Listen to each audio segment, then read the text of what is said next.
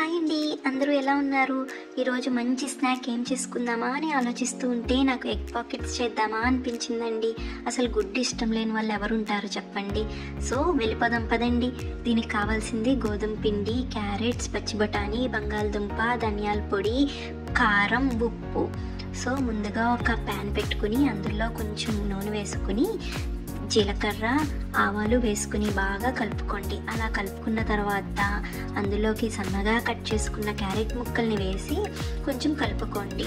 కలుపుకుని నేను పచ్చి బఠానీని ఇక్కడ ఉడకబెట్టుకున్నానండి, నానబెట్టి ఉడకబెట్టుకున్నాను. సో అలా నానబెట్టి ఉడకబెట్టుకున్న పచ్చి బఠానీ వేసి కొంచెం ఉప్పు వేసి కలుపుకుని అందులో ఉడికించిన బంగాళదుంప ముక్కల్ని కూడా వేసి బాగా కలుపుకోండి. అలా కలుపుకున్న దాంట్లో కొంచెం ధనియాల పొడి, కారం వేసుకుని బాగా కలుపుకోవాలి. ఆ తర్వాత వంటలో కింగ్ అయిన కొత్తిమీరని వేసుకోండి. కింగ్ అని ఎందుకన్నానంటే నేను అస్సలు కొత్తిమీర లేకుండా వంటే చేయనండి. వేసుకుని పక్కన పెట్టుకోవాలి. ఇప్పుడు గోధుమ పిండి తీసుకుని దాంట్లో కొంచెం ఉప్పు వేసి బాగా కలుపుకుని ఒక వెట్ క్లాత్ వేసి ఒక 20 నిమిషాల పాటు పక్కన పెట్టుకోండి. ఆ పిండి నానేలోపు సురుచి వంటిల్లు పేజీకి వెళ్ళి ఇంకా సబ్స్క్రైబ్ చేసుకుని వాళ్ళు ఉంటే సబ్స్క్రైబ్ చేసుకుని పక్కనే ఉన్న బెల్ బటన్ని క్లిక్ చేయండి. Thank you friends. ఇంకా ఇప్పుడు మనం ఒక ఉల్లిపాయ తీసుకుని దాన్ని చక్రాల్లా కట్ చేసుకోవాలి. అలా కట్ చేసుకుని పక్కన పెట్టుకోండి. 20 నిమిషాల తర్వాత ఆ పిండితో ఒక 2 చపాతీలు చేసుకోవాలి. అలా చేసుకుని ఒక చపాతీ మీద కట్ చేసుకున్న ఉల్లిపాయ చక్రాలు వీడియోలో చూపించిన విధంగా పెట్టుకోండి.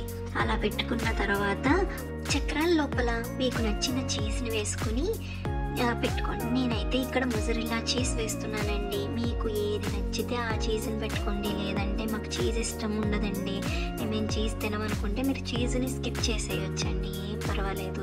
నాకైతే కొంచెం చీజీ ఫ్లేవర్ ఉంటే నచ్చుతుంది కాబట్టి నేను చీజ్ పెట్టుకున్నాను.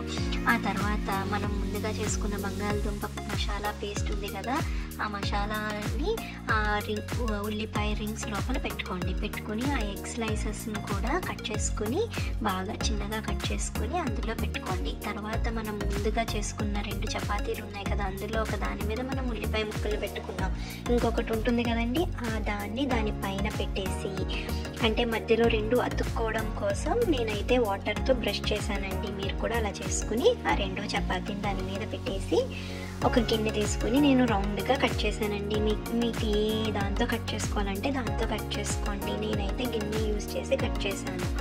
తర్వాత దాన్ని ఆయిల్లో మంచిగా 2 సైడ్లని బాగా ఫ్రై చేసుకోవాలి. అలా చేసుకున్న తర్వాత దీన్ని గ్రీన్ చట్నీతో తింటే అబ్బబ్బబ్బా దాని టేస్టే అదుర్సండి. మీకు కూడా ఈ రెసిపీ నచ్చుతుందని నేను అనుకుంటున్నాను.